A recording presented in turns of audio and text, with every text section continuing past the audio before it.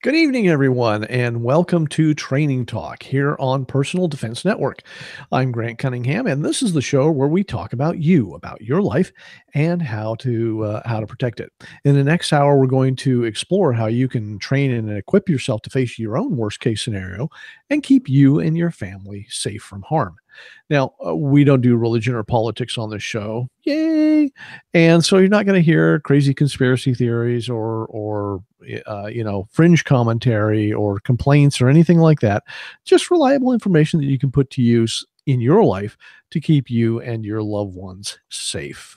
And if you're new to the show, I hope you enjoy what we do here and come back for more. And if you're a returning viewer, thanks for stopping by and spending time with us. And I say this, I say thanks for spending time with us every time we have an episode, but I really do mean that.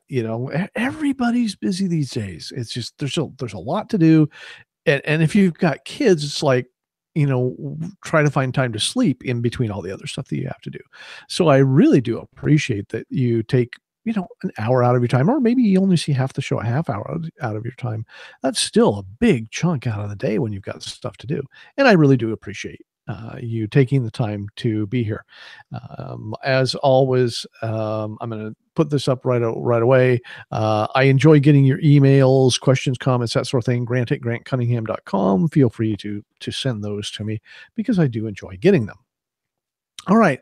So tonight, my special guest expert has been here a number of times before. Clint Macro from the Trigger Pressers Union. Clint, how you doing? Good. Thanks And, for having me back on, Grant. I appreciate it. Oh, it's always great to have you, and you have the the best looking studio. That's great. So we always have a lot of fun with that. How are things in the Pittsburgh area? I understand you're busy too. Yeah, I've been real busy, and all my colleagues are busy. People want training, and they're out there getting training. It's a pretty fantastic thing. Oh, that's wonderful. That's good to hear. Getting a lot of people started on the self-reliant lifestyle, which is cool. Speaking, I'm glad you said something about training. I'm glad you said something about that because the PDN training tour, the annual PDN training tour, starts about 2 weeks from today. Okay, can you believe it's that time of the year already?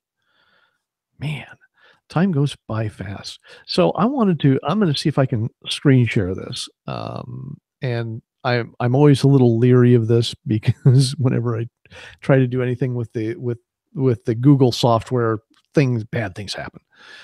So we're gonna try this screen share. The last time I did this, it locked everything up and we had to restart. So let's see what happens. I can put some standby music on standby in case we have to lock the screen.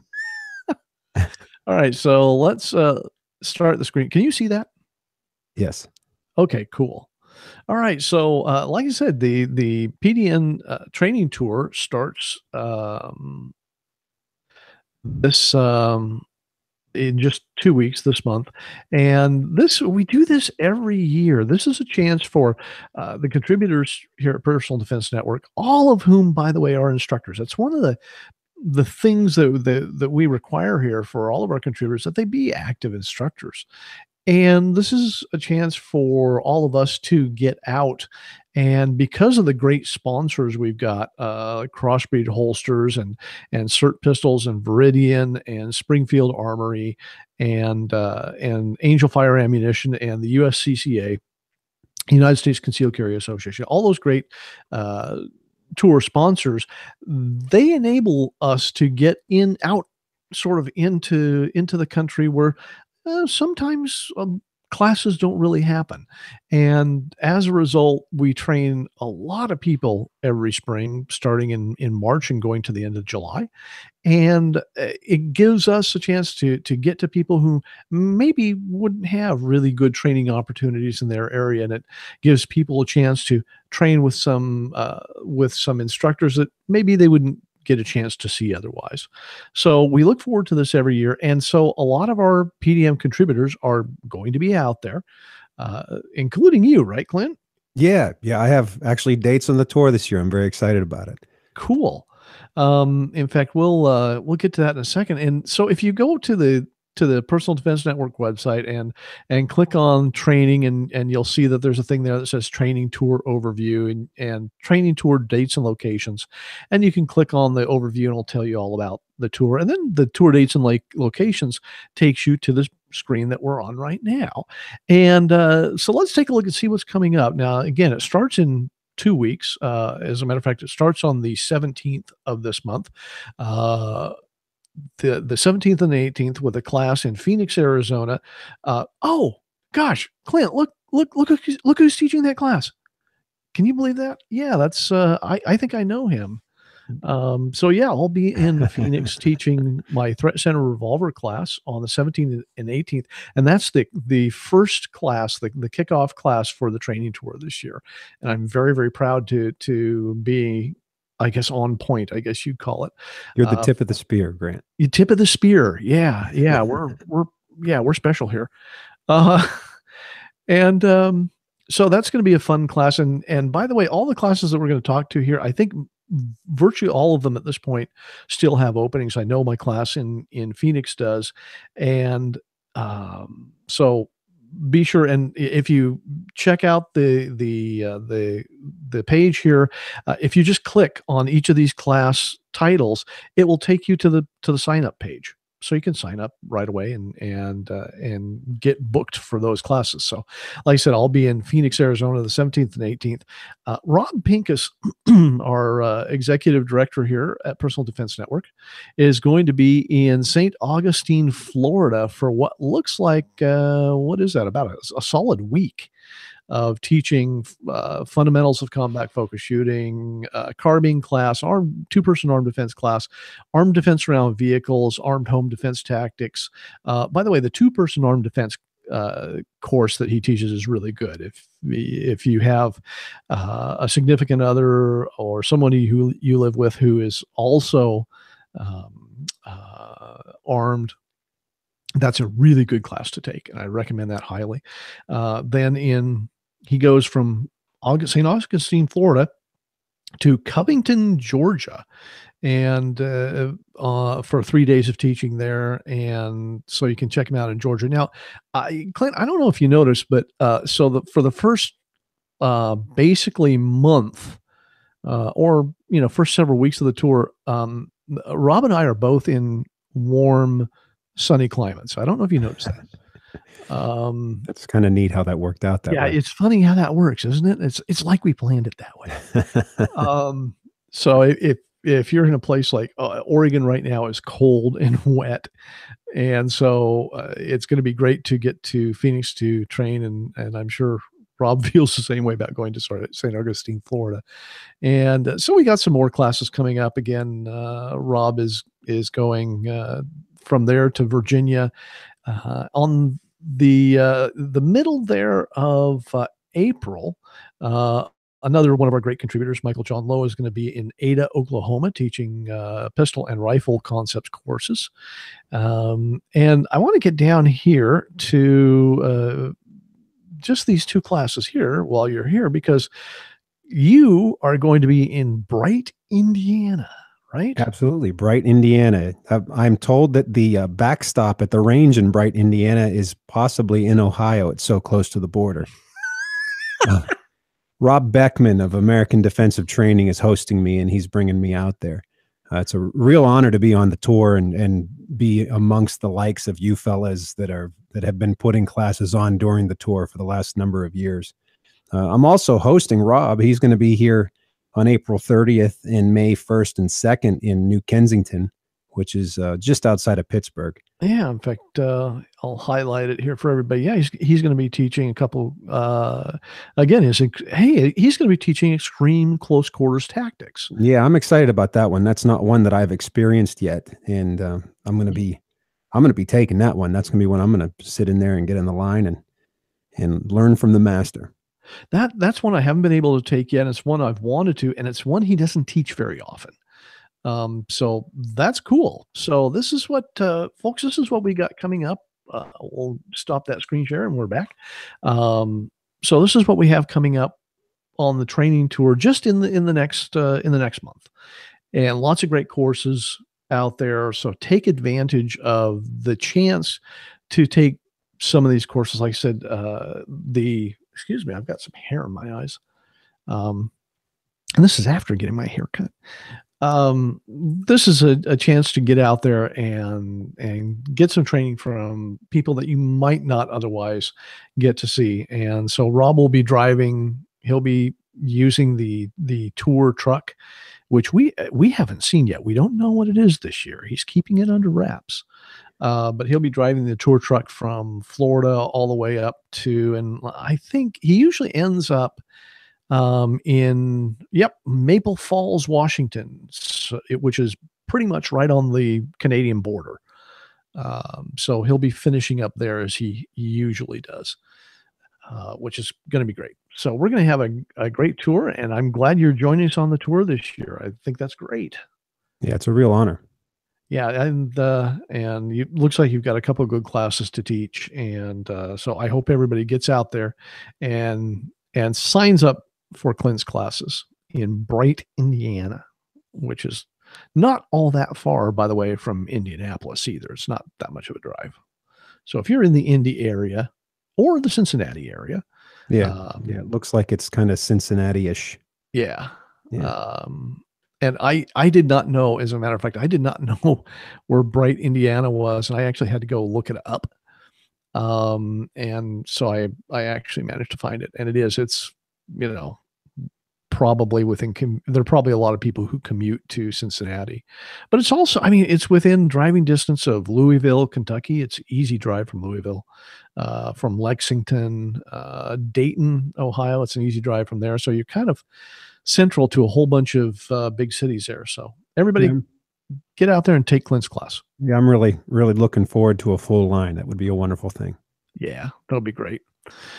So the reason that I asked you on tonight, you recently put up a lecture video here on Personal Defense Network, and it's called The Concealed Carry Lifestyle. And it's kind of, I don't know, a little bit of a provocative title, maybe not. We'll find out.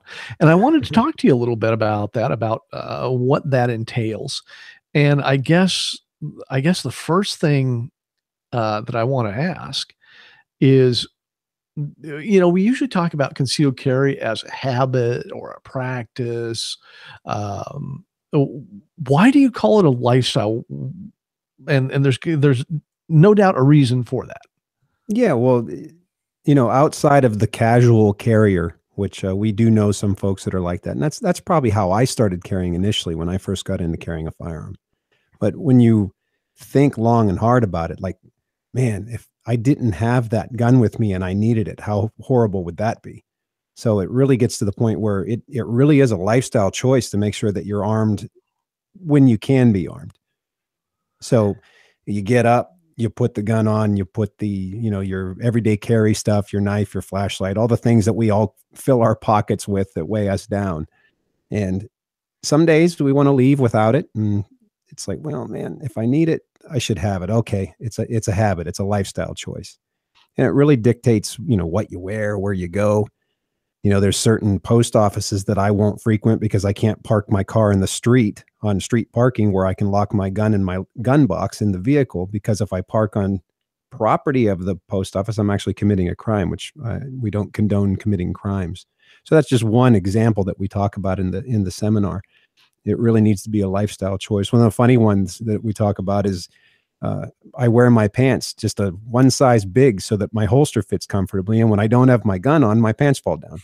So that's one more motivation to keep my gun on me, because if I don't, my pants will fall down. And when you have a 9-year-old son that knows that, you don't keep your pants up long. He'll come and yank them down for you. I'm sorry. Okay. I got to tell you, if you want to use this, and we should put out this video that he put up was taken during one of his concealed carry lifestyle seminars. So if you want to use this in the seminar, just don't mention where it came from.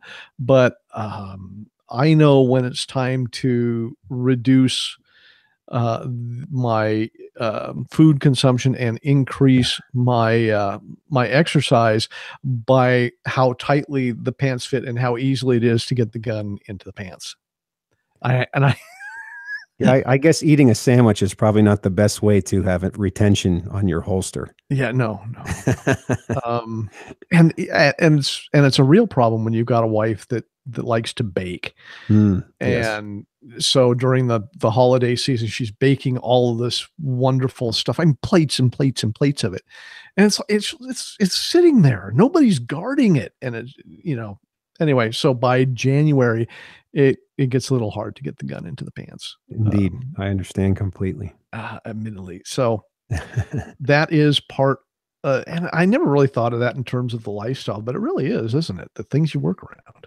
Yeah, I mean, we all adapt our lifestyle to accommodate carrying the gun, and there's so much responsibility that goes into it. Whether it be being sure that we don't place ourselves in a situation where we might need to use the gun, maybe it be not placing ourselves in a situation where we might be in trouble for having the gun, and being sure that we are armed so that ever we need it, we have it.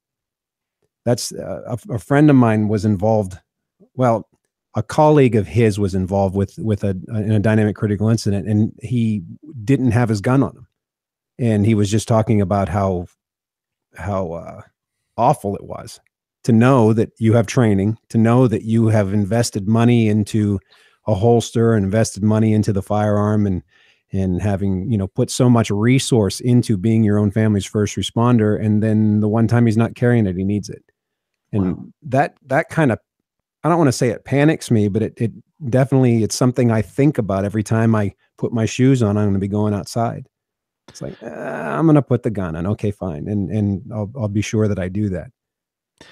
Was in fact, I was going to ask you started off and you talked about the idea of a casual carrier, the person who carries their gun occasionally or only I think the worst example is only when they think they'll need it because, how do you know you're going to need it?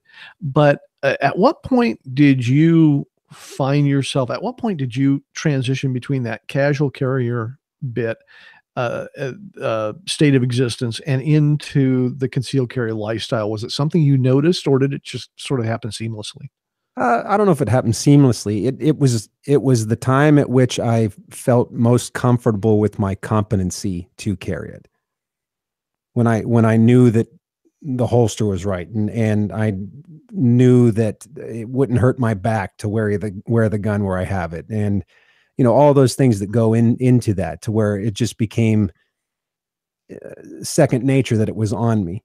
And I think it really goes back to the whole competency concept that's talked about, and we can apply that to pretty much anything in life, especially when it comes to training and carrying a firearm. But when people are comfortable with their own competency, then they can just do it. And that's when I started carrying all the time. Well, I want to say I carry all the time. I'm very disciplined about it. Certainly there are times I leave the house when I don't have it, especially if I'm going to be going somewhere where perhaps I can't have it. I'm not a big fan of lots of administrative handling. So if I know I'm going straight to a place where I'm going to have to disarm and lock it into a box, that's a lot of administrative handling. So in that case, maybe I'll just put the pepper spray in my pocket, or go to my plan B, whatever that might be. Right. But if I can keep it on me for any amount of time, I try very hard to be armed when I leave the house. It's funny you mentioned the idea of you've got the right gear and the right holster, and I think for a lot of us, and I know it certainly was for me, and I know it was for my wife, getting to the point where you have not just the gun that fits, but the holster, and this is kind of a huge thing for a lot of people because unless you have really shopped around or you just are incredibly adaptable, it's a lot of this carrying on a very consistent basis really depends upon the comfort level, and that depends upon the gear that you have. So a lot of this lifestyle sounds like a search for the right gear. Oh, I do believe so. I mean, one of the things I always open up my seminars with, this particular seminar, is, there's more to it than just getting the firearm. the firearm is just a start. And I make the analogy, if you are familiar with the fire service or EMS, they don't buy an ambulance and then park it in the yard and throw a tarp over it. They have a bay to put it in, and there's a garage, and it's set up to everything that needs to be charged was plugged in. So there's a lot more infrastructure that goes into it than just the gun. And so the holster is super key. And it's like, well, how are you going to carry? Where are you going to carry? What mode of carry are you? Are you going to be, centerline appendix, or is it going to be at 4 or 5 o'clock, or what is it? And that depends upon, what you wear every day, or how you wear clothes every day, whatever that might be. And all this gets factored into it. And then you get into well, let me try this holster, try that holster. And I personally, I have boxes of holsters, as most of all of us do. And I try to bring those to my classes and let people sample them and check them out. But of course, I don't have the holster for everybody's gun either. So, there is a little bit of trial and error that goes into that. But we can make better choices, I think, based upon at least getting your hands on some gear beforehand. I'm glad you mentioned the holster boxes. That was actually going to be my next question. As you were talking about this, I thought, I wonder if he's got a box of holsters too. Everybody, and I know this comes as a shock to a lot of people who are maybe just getting into the idea of carrying a defensive firearm. I think it shocks a lot of people to discover that we have these boxes of holsters, because holsters aren't cheap, right? But that we have these boxes of holsters that we've tried and rejected for one reason or another. And I think we all start out getting something that maybe looks cool or looks sexy or looks tough or something, and it turns out not to work all that well. And so you end up iterating, and you end up with a box of holsters. Well, the gear I bought was because an instructor I was working with, actually, was a dear friend of mine who was teaching me to shoot. He had certain gear that worked for him, and I really wanted to emulate him.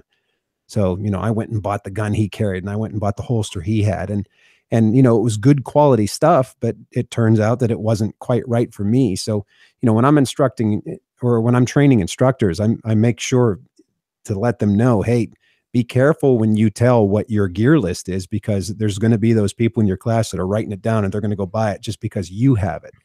And when people ask me, well, I carry this and I use this holster because it happens to fit me better. I know this from trying a few different things, and I carry this particular gun for this reason. And that may not be the reason for you, outside of, something that's reliable and that's going to work. We know there are certainly some brands that work a little better than others, as far as the reliability is concerned. But outside of that, there's so much personal preference that goes into it. And it's really based upon what you do. Do you sit all day long? Are you in and out of a vehicle all day long? Do you stand all day long? All these things are factored into it, or at least they should be. So I like to maybe open people's eyes to that. Folks that aren't carrying every day may not be privy to those little details. But it's certainly part of what makes us choose, or helps us choose, whatever it is that we carry every day. And I almost hate to admit this, but I can plead lack of resources, because back when I started this in the early 1990s, yes, I'm old. When I started this back in the early 90s, we didn't have nearly the concealed carry resources that we have today. That, of course, this is really pretty much, pre-Facebook. This is the beginning of the internet. And so what little information that we got from gun magazines, which, as it turns out, is a really bad place to get information. And you would shop for holsters by leafing through the back of the magazine and see the holster ads. And I ended up with a shoulder holster that I admit I bought because of its connection with certain covert activities at the CIA, right? Oh, I thought you were going to say because you saw it on Miami Vice. Oh, God, no, thank you. Could never stand that show. I'd end up with a Bren 10, and nobody should end up with a Bren 10. But no, we didn't have these kinds of resources. So I made a bad holster choice. I made several other bad holster choices to follow that up before I finally ended up with something that worked well. And then luckily my wife went into the custom holster business. So, I can have holsters made. Oh, that's wonderful. Oh, it was a Kydex, sad day when Kydex is a wonderful thing. what's that? Kydex is a wonderful thing, isn't it? I'm a convert, a recent convert to Kydex because I was always a very big fan of custom leather because that's what my wife did. And so I'm a recent convert to Kydex and I really like it. I like Kydex a lot. It's like perfect.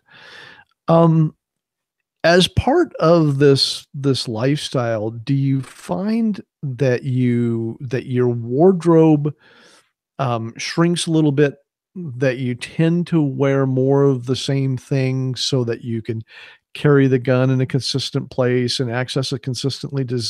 Have you noticed that? Oh, absolutely. Absolutely. I'm not a very flashy person anyhow, so I've always worn pretty much the same thing. I'll wear I own maybe 5 pairs of pants, but they're all the same colors, so you never know when I have clean pants on. And I'm always wearing t-shirts or a polo shirt.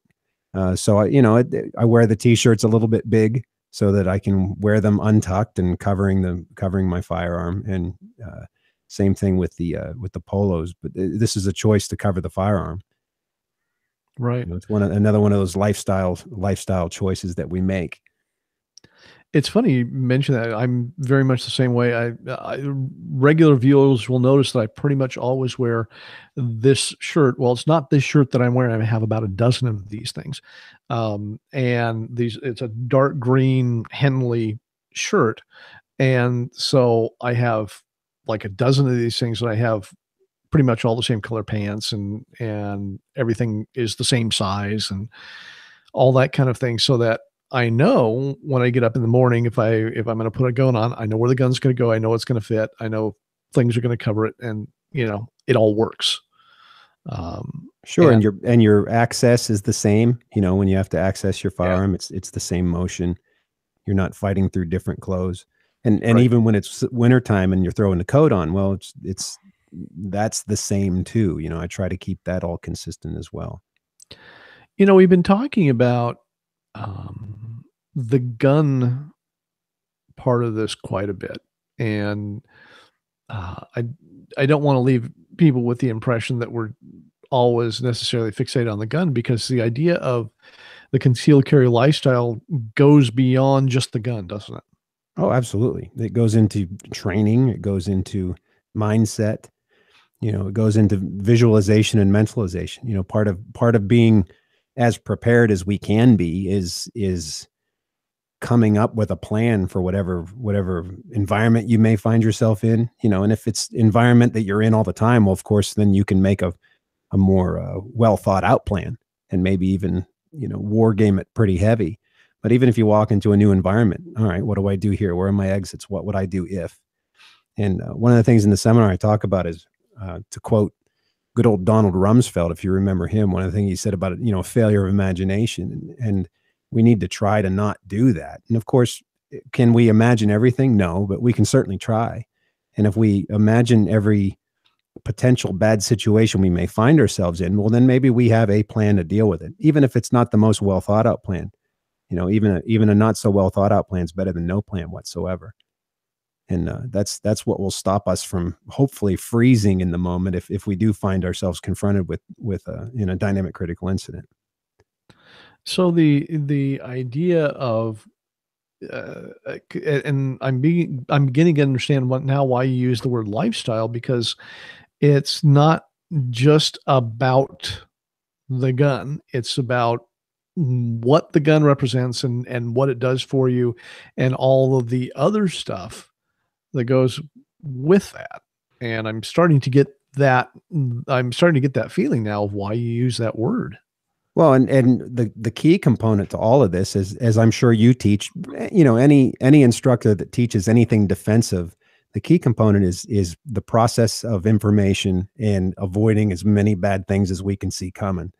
And that actually is such a huge thing for new people to conceal carry, or even just new people to the concept of being their own first responder, whatever that might be to them, whether it be, firearms or medical, what have you. And we need to process that information. That's a key thing. And the other component to it too is understanding the legal ramifications of using the firearm. Now, I'm not a lawyer and I don't play one on TV. That's one of the words I always say when I'm putting a seminar on.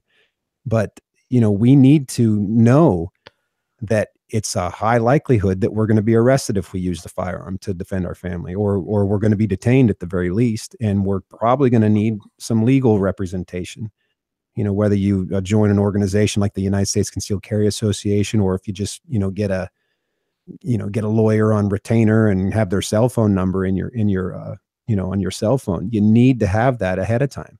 You need to have the discussions with your family that says, if I have to defend you, the police are probably going to handcuff me, and that's okay. They don't know me from Adam, so that they're just doing their job. That's not the time to have an argument. Just we'll work it out, and have a plan for that as well. And, I think if everyone, a responsible gun owner and a responsible person that concealed carries, if they understand the whole ball of wax that comes with it, they understand, the necessity to avoid as much conflict as possible. And one of the things I say, and I say this in all my classes, if I, being from the trigger pressers unit, if I press trigger, my life changes. Well, I don't really want to change my life. Things are pretty good. And my wife and I have worked real hard to be at the station of life where we are. But if that means, that I can protect them or protect my son, well, then I'm prepared to do that. But I need to understand that if there's any way possible I can avoid it, that's a better way to go. We always say when seconds count, police are minutes away. And that's a truism. That's, most people would agree with that. Most law enforcement would agree with that. But man, if there's anything we can do to buy police minutes so that they can do their job, that's just a better situation all the way around. So I think that whole processing of information and conflict avoidance is such a huge part of the lifestyle as well. It's interesting because one of the contributors here at Personal Defense Network is Claude Warner, the tactical professor. And he's said this more than once, and he may have said it in one of the videos, that people would do the best thing that people could do, and I'm paraphrasing, the best thing that people could do for their personal safety is take a Dale Carnegie class, which is where you learn to not be a jerk. And, a whole lot of situations end up being very neatly avoided simply by not being a jerk. And I think there's a more truth to that than we probably sometimes accept.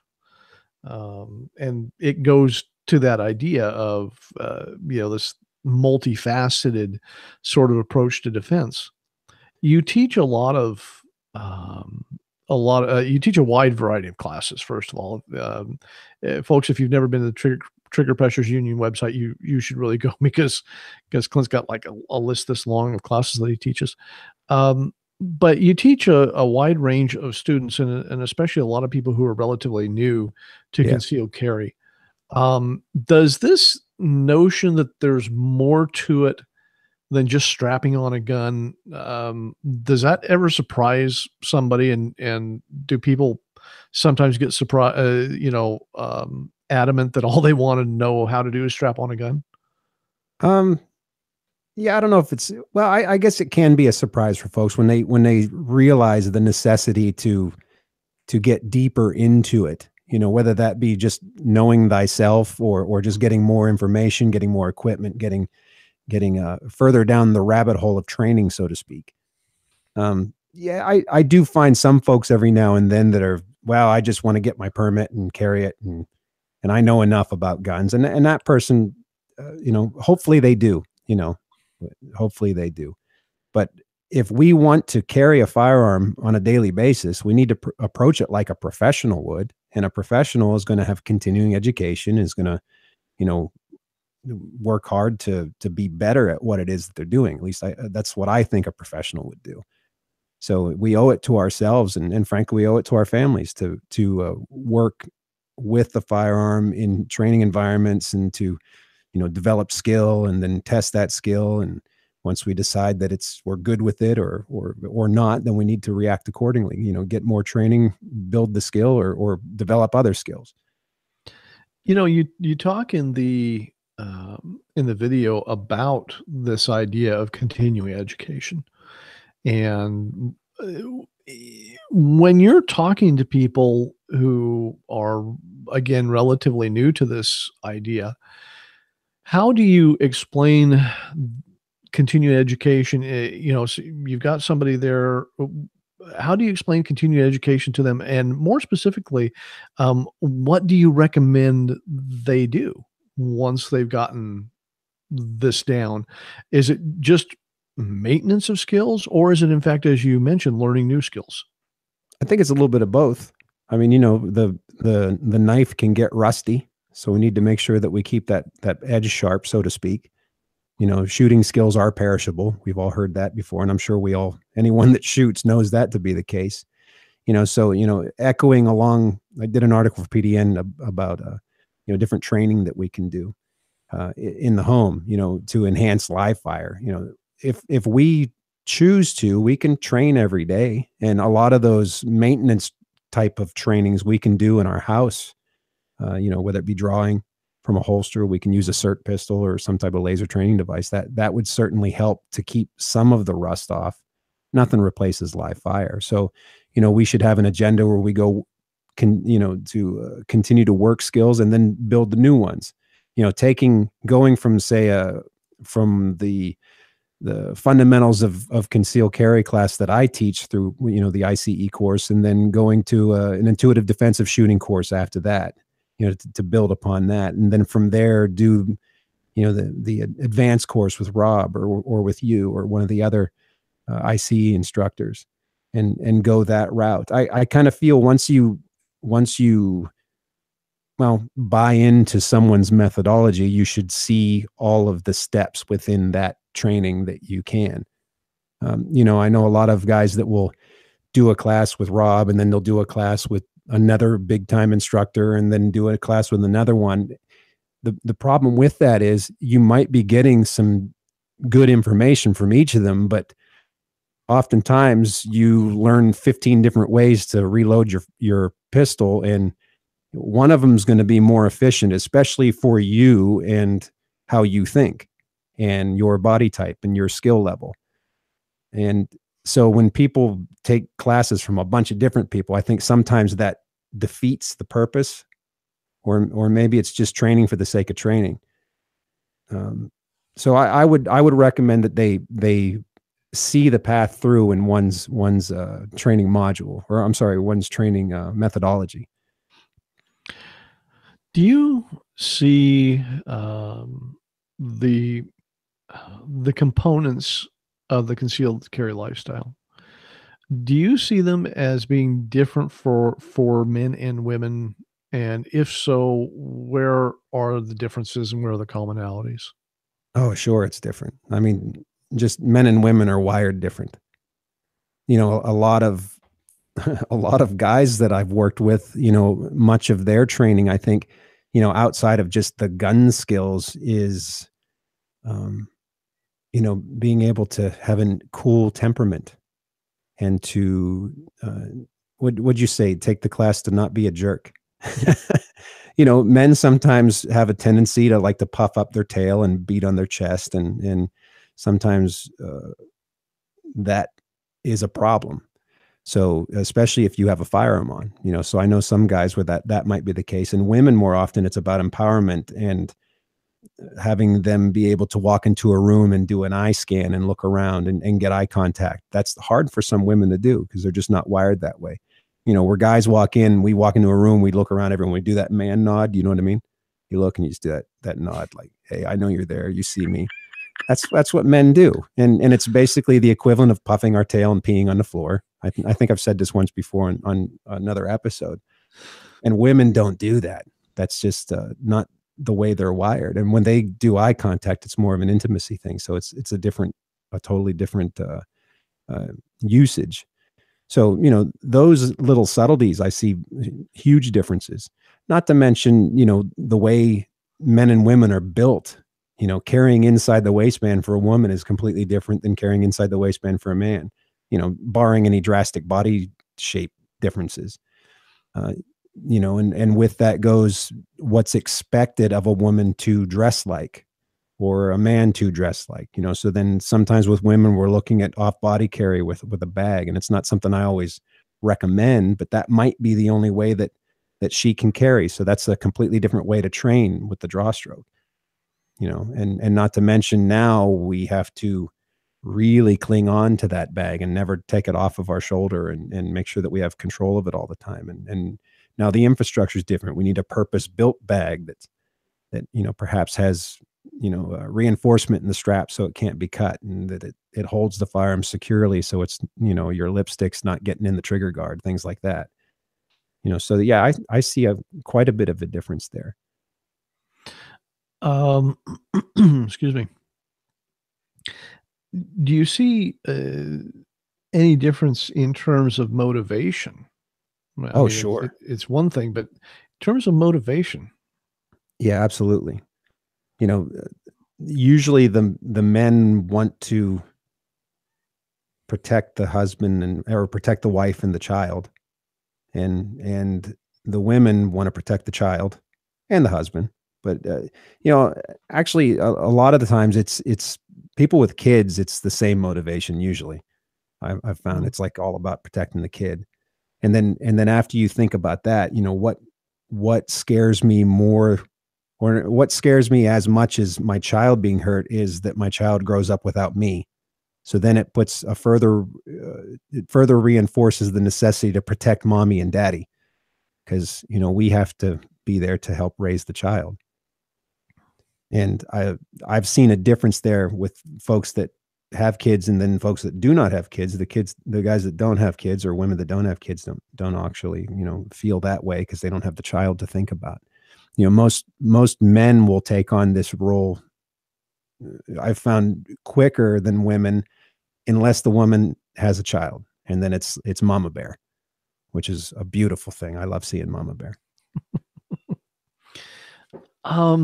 Is you kind of alluded to this earlier, um, but but specifically, is there ever a point at which, and I'm not sure exactly even how to put this, but is there ever a point at which someone looks at their concealed carry lifestyle and says, "Okay, um, um, I've done what I need to do.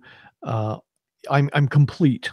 I think is the best word. I don't want to use the word finish, but I'm complete, and I don't need to expend effort at this anymore. It's, I think, our natural tendency to want to say, "Okay, I finished this. I can go on to something else." Um, but with a concealed carry lifestyle, is there ever a point like that? No, I don't believe so. Um, I mean, we can certainly get to a level of competency that we're comfortable with. I mean, that's absolutely true. And we all should want to be at a level of competency that we're comfortable with. But usually, once we get comfortable with something, we now have the experience to be able to look deeper at our own self and see where we're lacking in another area, and then continue to better ourselves.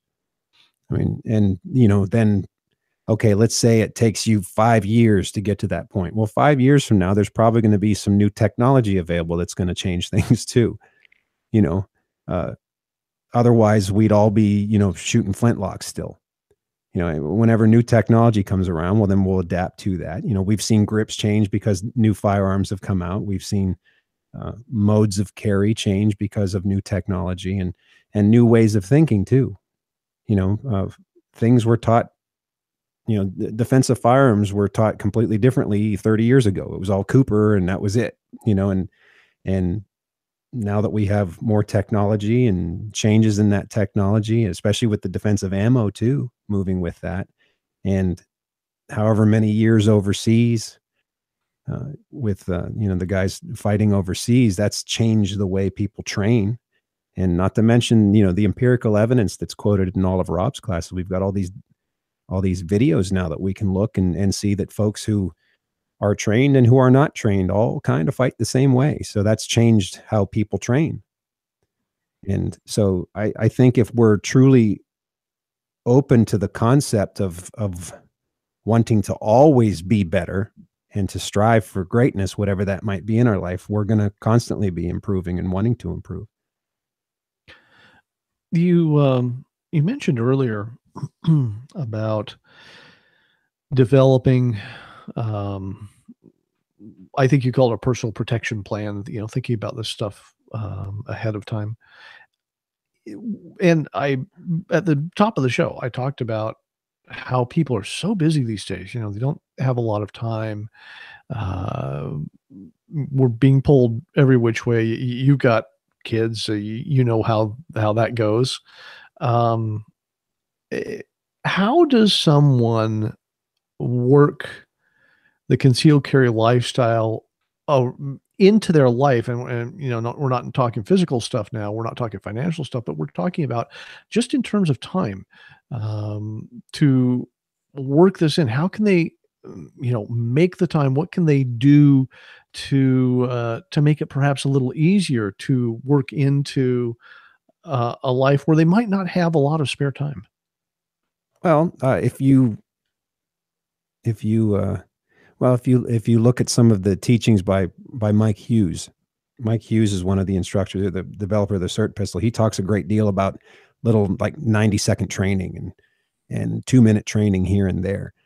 And those kind of things I think can be beneficial if we discipline ourselves to do them on a regular basis. One of the things I would do when I was trying to get myself in better shape, when I would think about doing 10 push-ups and I had the ability to do 10 push-ups, I'd do 10 push-ups. So I have 30 seconds, like right now, thinking about it, I got 30 seconds. I would just do 10 push-ups. And I would try to set myself a goal throughout the day to be able to do X amount throughout the day. And if I can knock them all out in one sitting, well, then fine. But it's probably better if I stretch them out and maybe do them over the course of the day. So I think we need to set our goals realistically. And your goals and my goals are going to be different. And that's okay. You may only get to work on draw stroke once a week. You may only get to shoot live fire once a month and only shoot 50 rounds. That's okay. There's other things that we can do.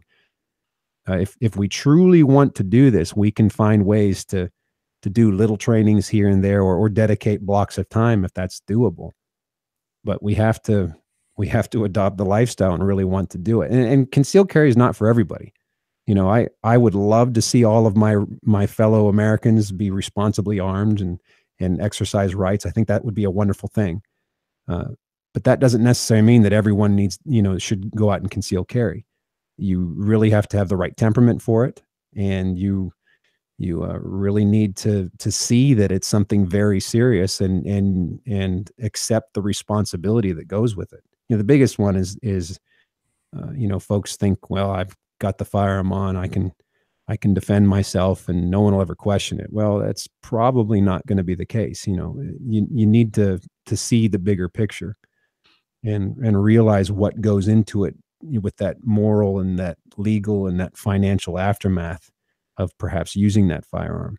And I think if you're a responsibly armed American and you understand all of the risk that goes into carrying a firearm and all of the risk of deciding not to carry the firearm, I think we're probably going to collect and process a lot more information and potentially avoid a lot more conflict just because we have the firearm on. We were talking earlier about, guys being hotheads, that type of thing. And a friend of mine, he's a hothead. He started carrying. I said, "Are you sure you want to do this?" Because he's gotten into fights and stuff before. And he says, "Look," he says, "I know that I'm a hothead. And when I have the gun on me, I know that I can't be a hothead. So when I have the gun on me, I'm actually cool as a cucumber, man." And it really actually helped him to curb his anger. And I don't know if I can use the term Zen, but he was very, very at peace with himself because he understood the responsibility of carrying the gun and he knew where he was deficient as far as his demeanor was concerned. And the gun helped him to discipline himself. And man, that's very enlightened. I think that's a wonderful thing. But not everyone's like that. So I think people need to really search deep in their soul and decide if concealed carry is right for them. And if it is, man, I'll help anyone be the best at it that I can be. or that I can help them be. But it really is a decision. You have to weigh the facts and say, yes, I will commit time to this and I will commit resource to it. I don't think it should be a casual thing personally. As Rob says, fun with guns is great. If you want to go pop cans and, plink cans, that's great. That's awesome. But if you want to carry the firearm to be your family's first responder, it's a pretty tall order, and it requires a great deal of consideration, I feel. And that's a great story about the friend of yours. And I noticed that all throughout this, excuse me, all throughout this discussion, having trouble talking tonight. There's a word that I think you've used probably more than any other word in this entire conversation. That's the word, some variant of the word responsible. Yeah, it's And quite possible. That's huge, isn't it? Oh, I think so. I mean, it's not just about the gun. I think that's really the main focus of the lifestyle choice. You have a responsibility to yourself, to your family, to your fellow citizens. You have a responsibility to your self, family, and fellow citizens in regards to their safety, in regards to liability, in regards to you being as efficient with the firearm as possible, so that if you are attacked, you can take care of it as quickly as possible and limit any collateral damage. Knowing how good of a shooter you are and being comfortable with your competency. So, okay, if this is my shot, I can take it. Or if this is my shot, I better turn and run as fast as I can and not take it, or find some position of advantage. There's so much that goes into it. And I hope that I never have to test myself, frankly, but we have to consider all these things. And this further adds I think the onus on us wanting to do everything we can to avoid confrontation, if at all possible. So I think that's part of the biggest responsibility, is to, the gunfight that you avoid is the one that you will win. And I think that's a good note to end the discussion on. I think that's wonderful. Stick around for a minute because before we leave, I need to talk a little bit about something that I know you know a lot about, and that's the premium membership here at Personal Defense Network. And for those who are not familiar, of course, you watch this show, you watch Rob Pincus's live shows, you see the great articles like the one and videos like the ones that Clint has got here, and those are all on the public side of Personal Defense Network, and this is all out there. People can see it, can use it, make of it what they will. At the same time, we have another side of Personal Defense Network. And on the premium side of Personal Defense Network, the membership side, is where we have just a whole treasure trove of long format videos. We used to call them DVD length videos, but with DVDs going out of fashion, we don't call them that anymore. They're now full length videos and video collections and in-depth treatment of subjects that you can only get in a long format video. And also on the premium membership side, we have our online education, our distance education classes, which you have access to. All of this stuff exists on the membership side of Personal Defense Network. And you can get your first year of premium membership at Personal Defense Network and get access to all this stuff for only $10 for your first year. Now it's usually $39.95 a year, but if you decide that you want to try out premium membership of Personal Defense Network, there are links all over the site to sign up for premium membership. You'll see them all over. Just click on one of them, fill out your information, go to checkout, and at checkout, there's a little box that says coupon code or discount code. I don't remember which, but you'll recognize it. Put in this code, GRANT10, GRANT, the number 1, the number 0, all one word, like that, GRANT10, and you'll get your first year of premium membership at Personal Defense Network for only $10. I mean, come on. I mean, you spend more at Starbucks a day than that. Yeah, this covers you for a whole year, your entire first year of membership, and you'll get access to all of those great full length DVDs. a lot of great stuff from a lot of recognized instructors in the self-defense world, and not just gun stuff either. We've got stuff from people like Cecil Birch, who was on the show here last week, I think, and all kinds of great videos on all kinds of great subjects, all dealing with this whole idea of the lifestyle of concealed carry, all of this stuff. So again, that code is Grant10, Grant, the number one, the number zero, all one word. Put that in, you'll get your first year of premium membership at Personal Defense Network for only $10. And The distance learning stuff is fantastic too, by the way. It really is. And you know, we're adding to that all the time. New stuff is coming up all the time, and so yeah, it's amazing. There's just tons of stuff on the membership side, isn't there? Yeah, I mean, people don't. I don't think sometimes they believe me, but there's just tons of stuff there. Yeah, you would have no problem filling up the next couple months worth of evenings just watching videos. Oh yeah, all purpose built and very, very well done.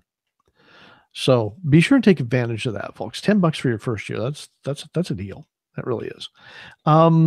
So Clint, tell us about Trigger Pressers Union, where you are and how people can get in touch with you. Well, I'm in the Pittsburgh area, and the website is triggerpressersunion.com. That's Trigger Pressers Union. You can email me at Clint, that's Clint with a K, Klint, at triggerpressersunion.com. If you have any questions, or if you want to perhaps invite me out to your club or venue to put a class on for you. I'm going to be actually doing this concealed carry lifestyle seminar on March 11th. Jody Salerno, a local instructor, she's doing a women's warrior retreat weekend at Nemacolin Resort, not too far from Pittsburgh here. And I'm putting the seminar on March 11th. It's on this Sunday. She has speakers and trainings going on all the weekend. It's a pretty fantastic event that she's putting on. Cool. And you're, of course, you're all over social media, right? And I try to. Rob set up my Instagram account for me. He said, you need to be on Instagram. He set it up for me, took my phone, but I haven't put much up on it. I need to be a little more disciplined with that. And I should point out to everybody that Clint is wearing a Trigger Pressers Union t-shirt, and that is his logo there. Yeah, right here. Polo shirt, actually. Polo shirt, yeah. Yeah. So I've got my PDN patch here too. Oh, wow. I'm dressed for success. That's like the seal of authenticity, isn't it? Yeah, it certainly is. So, well, thanks for being on tonight. I'm really it's always great to see you and talk with you, and you've always got interesting things going on and interesting things to talk about. And I hope we can get you back on again soon. Well, it's always an honor to be on the show, Grant. I always appreciate you calling me up, and I thank you for the opportunity. Well, you're very welcome. And folks, we've just got a few seconds here before we go. Again, be sure to check out Clint's site, Trigger Pressers Union. And it's a very cool site. Like I said, he's got a lot of classes that he teaches. Oh, tell us about, before we go, we've got about a minute or so. Tell us about the Train the Teacher, or I can't even remember what you call it here. National Train a Teacher Day. It's May 19th, and instructors from across the country. Actually, we have a few ICE defensive firearm coaches and CFS instructors also that have volunteered. We're all volunteering training for teachers, for school staff and administrators on that day. Most of us have given free training to teachers already, but never as a unified front. And a couple weeks ago, a colleague of mine, Grant Gallagher, he got in touch with me and said, hey, I have an idea. And he told me about this. He said, let's do it as a unified front. And we picked the date. And I said, why'd you call me? He says, because you're the only one I know that's crazy enough to try and organize this. I said, yeah, I'll do it. So I went out and bought the web address the next day and started putting the site up. And right now we've got between 75 and 100 instructors signed on to give training. And I think we're in 33 states right now. I got to update the site here. I get emails all day long from people that are volunteering. But if you go to National Train a Teacher Day, National Train a Teacher Day. If you're a teacher administrator, you can connect with these instructors. So you can click on the training button and you can see all the people there, where they are, and connect with them. And if you're an instructor and you'd like to get involved, there's a place for you to submit your credentials. I'm vetting everyone, making sure that they are either ICE certified or USCCA certified or NRA certified, or a few other law enforcement agencies. I do check out to make sure that they all at least have current credentials. But some folks are teaching just basic gun safety so folks can demystify the gun and just learn how guns work. And other folks are teaching first aid, and some are teaching situational awareness and like refuse to be a victim, that type of thing. And there are some instructors that are actually doing full-blown active shooter, courses as well. So there's the training opportunities run the gamut. So sign up. If you're a teacher, sign up for whatever you feel comfortable taking, because any training can go towards empowering you. And that's what we're trying to do with that day. Wow, that is a heck of a project. And what day is that happening again? That's May 19th, 2018. May 19th. So Saturday. If you're a teacher or an administrator, mark that on your calendar. What is that, a Saturday or Sunday? It's a Saturday. Saturday. Yeah. Okay. Yeah. So mark that on your calendar, get to the website and sign up. Wow, that is an incredible project. Yeah, and all the instructors that have signed on have basically agreed that they will give that training to those people for free on that day. Wow. Very cool. What a neat project. You should be commended for putting that together. So again, if you're in education, teacher or administrator, check that out. That's very, very cool. All right.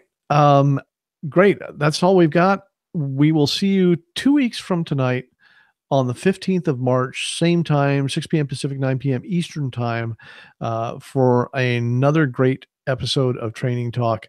And we will see you then. Clint, good night. Thank you again, Grant. I appreciate it. You bet. Thanks for being here. And folks, we'll see you in a couple of weeks. Bye-bye and stay safe. Bye.